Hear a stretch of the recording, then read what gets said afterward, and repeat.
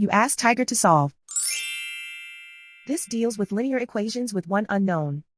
The final result is t equals 7. Let's solve it step by step. Group all constants on the right side of the equation. Subtract 18 from both sides.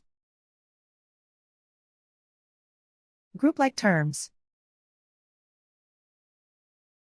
Simplify the arithmetic.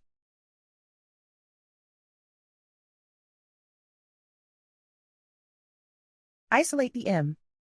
Divide both sides by 6. Simplify the fraction. Find the greatest common factor of the numerator and denominator.